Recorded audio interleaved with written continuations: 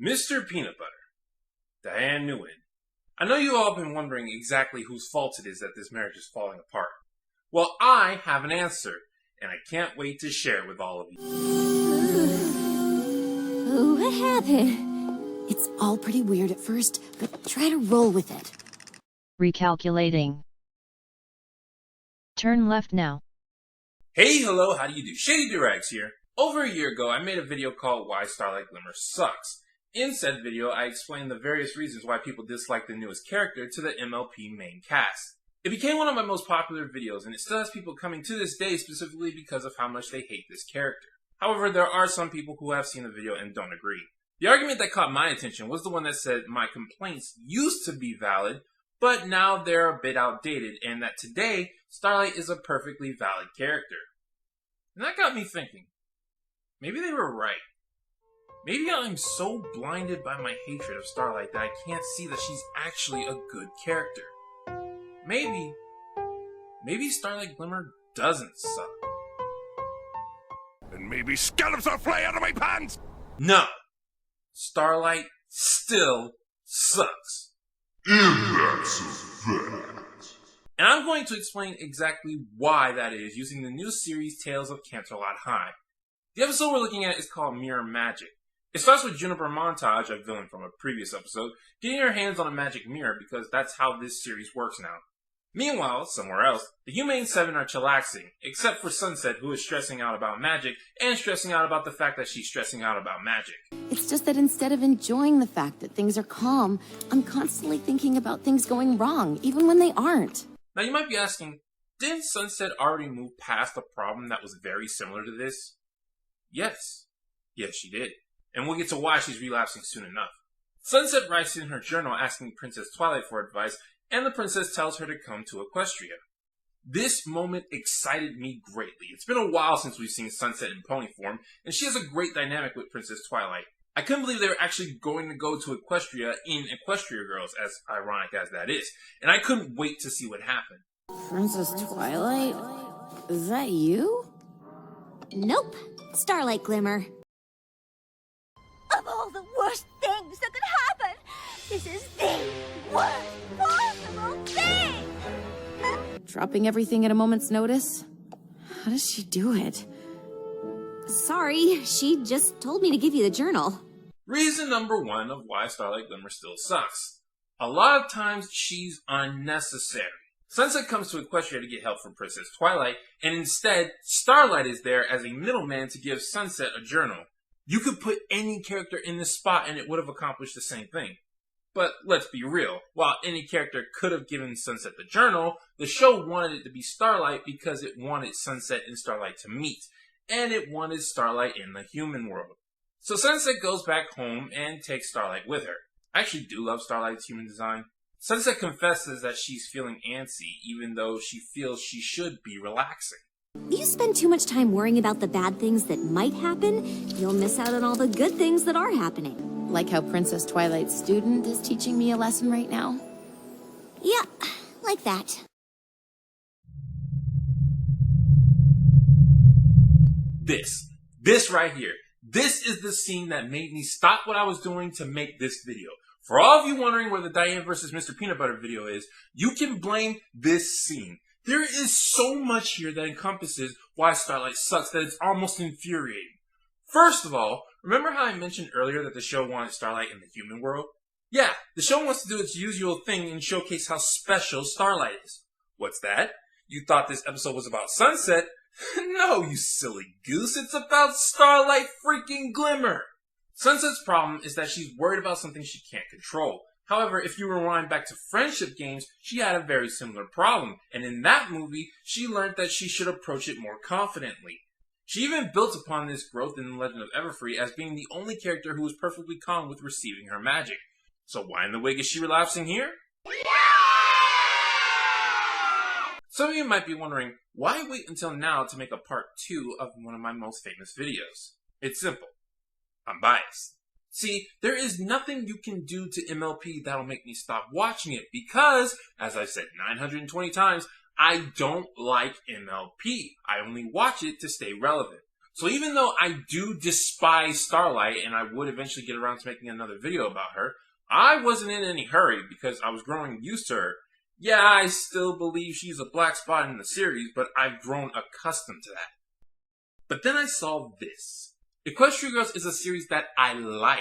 Yes, the first movie was a shameless cash grab. Yes, the new series is cheesy and heavy-handed. Yes, Twilight's new outfit is horrifying. Seriously, what are you wearing? Why didn't you just stick with your Everfree clothes? Those were fine. Yes, Timber Spruce freaking sucks! What I'm trying to say is that the series isn't perfect, but unlike the regular MLP show, it does appeal to me personally. I come back and I watch Equestria Girls, and I'm eager to see where it goes. And the thing I like most about this series is Sunset Shimmer. From the second movie onward, she has had fantastic character development to the point that she's made her way onto my top 10 fictional female characters. But now we have her making a heel turn on all that great work because Starlight needs some attention. But even if I were to accept Sunset's relapse, instead of Starlight, would it not make more sense for this to be Princess Twilight giving this advice? Princess Twilight has had multiple instances where she's worried about something out of her control, and while it is still a problem for her, she was given advice by both Cadence and Celestia on how to handle it. Doesn't her passing on that advice to Sunset, someone who looks up to her and respects her, sound like better progression of story and character? But nope. Starlight, who has a history of freaking out just like Twilight but without the guidance and no relation to Sunset, gets to give this lesson. Why? But I've yet to reach the biggest problem with this scene. Oh no. See, as soon as this scene finished, I paused the episode and began to predict what would happen. Let's see, we have a device that banishes things to another dimension, and Starlight Glimmer is here. I'm guessing the Humane 7 are going to be completely out of commission for the episode, which will allow Starlight Glimmer to save the day. I decided to wait until the end of the episode before actually doing anything because maybe I was going to be completely, oh goodness, it's exactly like I said. I was halfway through the episode and I was able to predict everything. You know why? Because it's Starlight Glimmer. Things in the show have a habit of being completely rearranged just so she can be special. See these main characters who usually save the day? Gotta arbitrarily get them out of the picture so she can do it. And this is nowhere near the first time this has happened.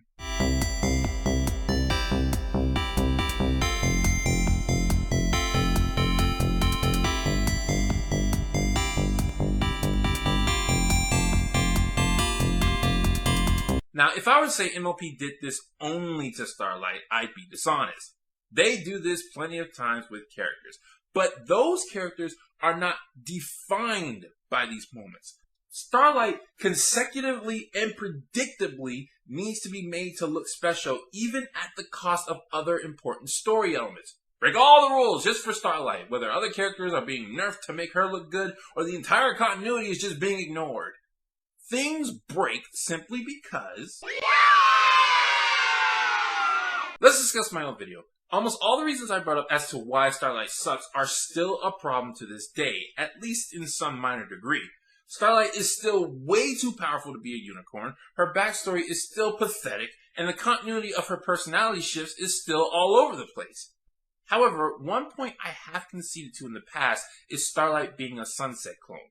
While I do believe she was originally created to leech off of Sunset's popularity, Starlight has done enough to set herself apart in her own role. Sunset is pretty much the element of forgiveness in the Equestria Girls series. As someone who has fallen, she can relate to others who are going through similar situations and show them a better way, or fight them if need be. Starlight attempted to do this with Chrysalis, but actually failed in reforming her. If I'm going to expect someone in this show to make enemies see the error of their ways, it's Sunset, not Starlight. So at least we have that. Because I understand you, Juniper. You think getting revenge is going to make you feel better, but it's not. I wish I could make up for my mistakes.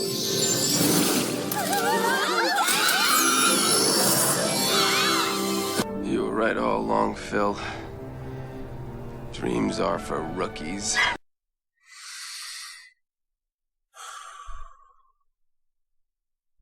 Upstaging. That's the reason why Starlight Glimmer still sucks. She upstages everything. Starlight is a character people hate to love because the show is constantly trying to force us to love her. This is why people call her Mary Sue. It's not because she's flawless, but because the show goes out of its way to make her appear special. I don't hate the idea of Starlight Glimmer. A reformed villain of the show who stands out among the main six is not inherently a bad idea, even if it is a copy of Sunset. I don't hate her personality. Yeah, she can be unlikable, but at times, that's a breath of fresh air. It's the fact that she can't be put in the spotlight fairly. She takes what makes others special, and suddenly she's that thing. The plot demands that others be pushed out of the way so she can save the day. She suddenly gains abilities. Look at these moves. She just got this body. How is she doing all this? But even though Starlight is taking Sunset's job right now, I'm still going to stop calling her a Sunset clone. Because Sunset does not upstage people. Sunset integrated her way into the main six and became a part of it. Instead of pushing others to the side, she uses what makes her special to save the day with her friends. Yeah, she gets put in the spotlight sometimes, but she uses her own merits to get there and she doesn't hog it. Sunset is trying to be the final ingredient, while Starlight is trying to be the special ingredient. Come on, Shady. If Sunset had given the speech, there's no way Juniper would have listened because she hated Sunset. It had to be someone who had no connection with Juniper. That's a good point. Except that Starlight herself is proof that it isn't. Starlight was talked down from her position by Princess Twilight, a person whom she hated. And let's go down a quick list of other things that were changed in this episode for Starlight. Is fame really what you're after, or are you looking for something else? Like what? Like a friend? Who would want to be my friend? Juniper's motive of wanting to be famous is completely made up for this episode. She was an obsessed fan. She was not a lonely kid. In the past episode, she walked right up to Rainbow and Twilight like it was nothing and started geeking out with them about AK Yearling. You can't tell me this character has a hard time making friends with all the things she was doing in the other episode. That's not enough? Well, if you want even more proof of Starlight cheating her way through the story... I know they'll forgive you, but first, you have to set them free. Remember in Friendship Games, when it took a power equal to Midnight Sparkles in order to get her to listen? Remember in The Legend of Everfree, when nothing could reach Gloriosa because she was someone who was overcome by equestrian magic? Well, screw all that. Starlight Glimmer can talk down a person fully overcome by equestrian magic. They're willing to listen to her now. And she doesn't even do it in the slick Starlight way like when she was a villain. The Starlight who knew how to manipulate someone to her will, because that would make sense to her character. But she does it the Sunset way because, hey, Sunset ain't here right now. When I hear people defending Starlight, the best argument I get is the claim that critics are overreacting. Characters like Diane Nguyen, people will actively defend and explain how she is a positive thing to the show. Rarely is there someone advocating that Starlight is a good character. They just claim she's not a bad one. What does that say about her? I hope I'm making things as clear as possible. It's not just that Starlight is a new character to the roster. It's not just that she's super powerful. It's not just that she's getting a lot of spotlight. It's that elements of the story, be they narrative ones like focus or purpose, or in-universe ones like continuity or lore, will change on the spot just to make this character fit the role the show wants her to. People see right through this, and they are sick of it. Now, I know there are going to be some who think I'm biased against Starlight, that no matter what she does, I'm not going to like it.